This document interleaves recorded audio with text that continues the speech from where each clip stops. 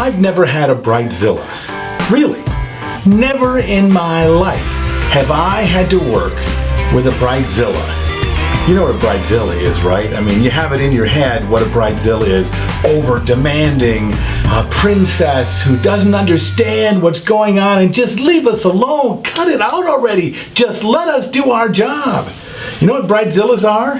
Bridezillas were created by television, by radio, by newspapers and magazines and books. Bridezillas don't really exist, guys. They just don't. What you got are people that are planning a wedding.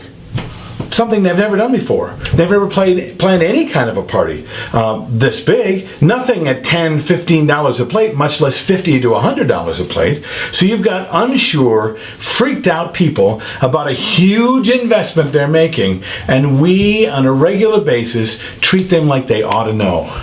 That's not a Bridezilla. That's just us not really caring for our clients. And honestly, it's not just us, it's the entire wedding industry. By the way, I'm Bill Hermann, this is Creative License, and today I'm talking about the idea of a Bridezilla, which I don't really think exists. It really doesn't. And the reason I've never had a Bridezilla is I've always treated my clients the same way that you ought to. I mean, the same way I'd like to be treated if I've never put together a party, which is, I get it. Let me help you. Let me help you understand. It's not that they don't care. It's not that they need, they're extra needy. It's that they don't know. They just don't know. And it's a lot of money, a lot of energy, a lot of emotion to put into one party to have any of the people they have to pay treat them really poorly. Now, I get it because I'm that way when it comes to building things in my house, when it comes to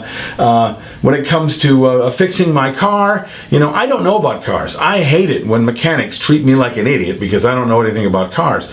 Most people don't know anything about cars, but mechanics treat me that way, and I must be what they would consider very much like a Bridezilla, because I spend a lot of time going, well, wait a minute, I need to understand what you're talking about. Why does this need to be fixed? What makes this work the way it does? How? I'm spending a lot of money. I need to know. I need to understand why I'm giving you money. Not just because you tell me that you know. Not just because you tell me they're the expert. I need to believe that you are.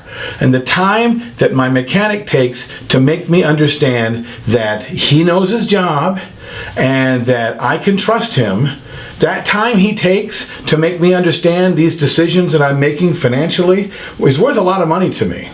Now, the same thing goes for the clients you deal with on a regular basis. Whether it be corporate clients, whether it be brides, whether it be whoever, these people sometimes just need the time and energy you can take to make sure that they can feel good about the decision that they made. Really, that's all that's happening, okay? And for you to get upset and crazy about it is just, it's not helping the wedding industry. There's a lot of people that work in the wedding industry that don't like weddings. Those people get Bridezillas. Really.